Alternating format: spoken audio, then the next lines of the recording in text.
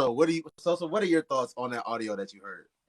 I told you already, they are mentally ill. They belong in a hospital. That's my take on the video. Because nobody in their right mind at that big age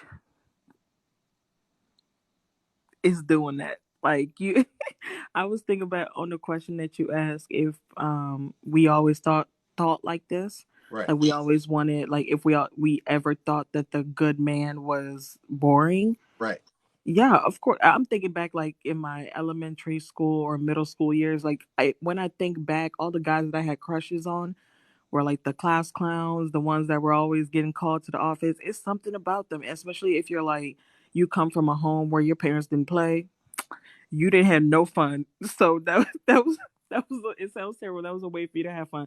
But like after high school, you get into college, you become an adult, you hit the real world. Like, come on, it's not given. It's not. I What don't are understand how the good man and you asked the other question. Let me say this: if there's a thin line between a good man and a simp, no, that line is thick. You could tell the difference. You could tell the difference. I don't. They're not in the same. They're not even close. If we want to categorize them, so you can so like if so like you get so you can tell when a man is like just like a good honorable man like Division and Gail said, but he does have boundaries, and he's not just gonna just listen to anything that you say. He's not gonna just do whatever you want him to do, or just everything. You just have any and everything at your leisure. You can tell when you're dealing with a man like that versus a man that's like, he may not ever have had any motion with women in his life, and he's super excited to even just be talking to a girl. You can tell the difference as a woman. of course, you either have a backbone or you don't. My dad always told me a real man has a backbone, which means, he it's not that he's mean or controlling or whatever, but he has his principles, he has his own values, he has all these things and he's going to stand 10 toes down. And if you're trying to get on that program and you're not acting right, he's going to tell you. And you're either going to listen or you could keep it pushing and another woman will get him and be blessed by that. So I mean, I don't know why we have such an issue with men just having a backbone. So where do you stand? Because we're the same age. Where do you stand as far as like in relationships? If do you believe in there being a leader? If so, do you think that the man should be the primary leader or the woman should be the primary leader?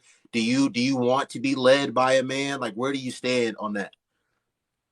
Yes, I want to be led by a man.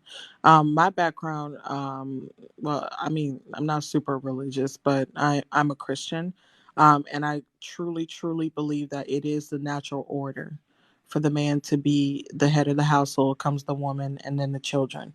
So, I mean, that's just it. That's the environment that I grew up in. That's what I believe in. So, that's always what I'm gonna stand by. But also, come on, ladies.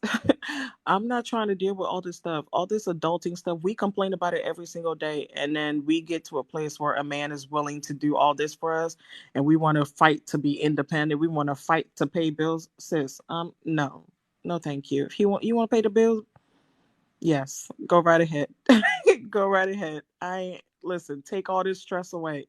Take everything you want to take and I'll support you.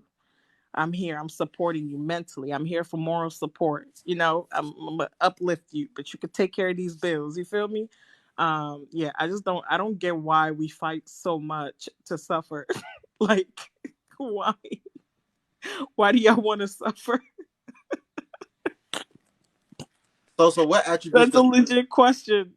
a man need to have for you to appreciate, respect him, and love him? He needs to have a program. He needs to have something going on, some goals, something for the future. He needs to have, I don't know, the best way to put it is a program. He needs to be a man of principle and he needs to be a godly man. I mean, me personally. But those are the things that are super important. And if I'm meeting a man right off the bat. Okay.